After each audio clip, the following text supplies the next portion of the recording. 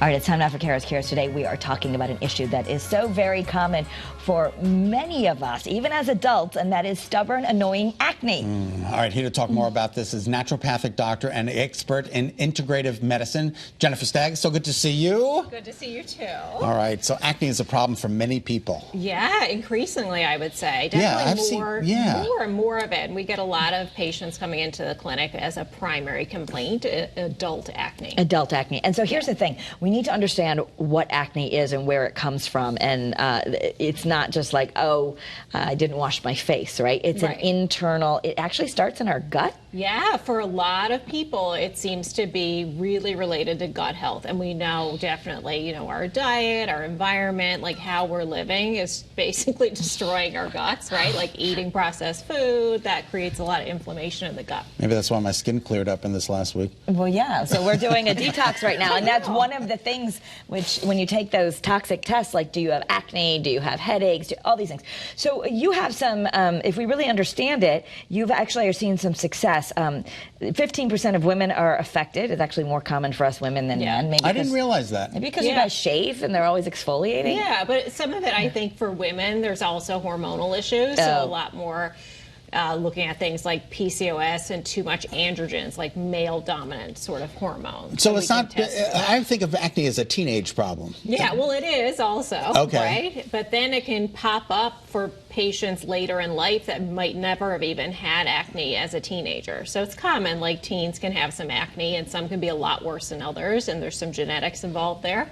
But for adults, you can have this adult onset acne. And so one of the things we would start with, you would look at our diet, and a big offender is dairy. It is, yeah. And I know you love dairy. I see you. You eat your yogurt all the time. You do this. You're not an anti-dairy, but like it can be a problem for acne. It can be for acne. It's one of the only things that's really been shown to be potentially a problem when it comes to acne. Like there's clinical data on it. So anytime anyone's dealing with acne, I at least tell them to limit the amount of dairy in their diet, if not try to do a full elimination for a period of time to see if that helps. And it's both men and women eating dairy. Yeah. Okay. Yeah. Okay. The other thing is you have some interesting tests, which I've never heard of, but that might help us to learn about some food sensitivity or the status of our gut. Yeah. So there's this great test called KBMO, and it's what's called the FIT test, and it tests for food sensitivities, and it's a lot more sensitive, looking for foods that are creating inflammation in the gut. So the technology is really neat in this test and unique. It's actually a Massachusetts-based company. Oh, and it's a cool. finger stick and it's test? a finger stick, yeah. So you like prick your finger? Yep, and it comes back, like we can test for 176 different foods. It also has a gut barrier panel in there, so we can look at gut health there too.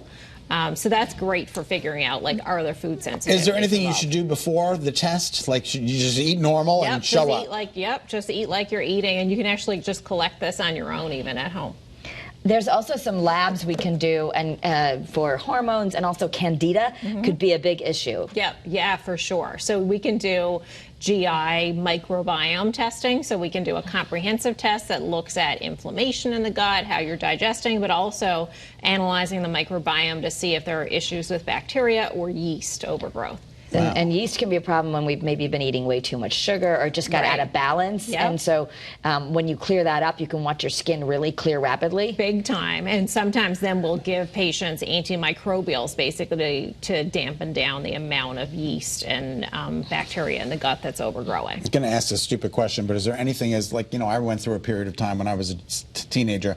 I had acne, like, you know, and it wasn't treated and it went away. Yep. Is that the case for most people, or some people just have it more than others, or? Yeah, so a lot of kids, they'll have mild versions of it. It doesn't necessarily need to be treated if it's just a pimple here or there, but it can cause like really significant damage to the skin. Sure. It can cause mood issues, right? So definitely you really want to treat that, and there are a lot of things that you can do, even testing for vitamins and supplementing with simple things like vitamin D, B vitamins, zinc, omega-3s, all of those are really important when it comes to acne. Okay, so, I mean, we're going to take a deeper dive on the Kara's Cures podcast, but essentially when things aren't going well internally, acne is an expression of something that's off on a bigger level. Right, yeah, we think about like the skin as a reflection of what's going on in the gut. Because it's actually our biggest organ, right? Yeah. Exactly. So what are some, the other simple thing, I see this, you have a probiotic cleansing lotion.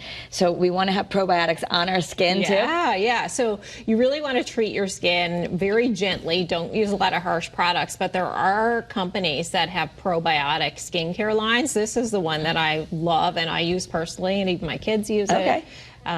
It's really great. We're out of time for this part, but we're going to take a deeper dive into all of this so you can get ahead of this coming up on the Kara's Cures podcast. You can stream us on WSB Plus also. So thanks, Dr. Stagg. Thank you, Dr. Stagg. All right, we're going to have a great show for you coming up tomorrow. But in the meantime, stay tuned. The weather, it's going to get cold this weekend. We're going to have more information on that coming up in this weekend's forecast. Kara, you like cold? I mean, I prefer fires, okay? So, Great Day, Connecticut, also for Galentine's Day, only a few weeks away, right? So, absolutely. All right, so we're going to have all of that. Thanks for being with us for Great Day, Connecticut at 3. And guess what? This lady's coming up in Eyewitness News at 4. It starts right now.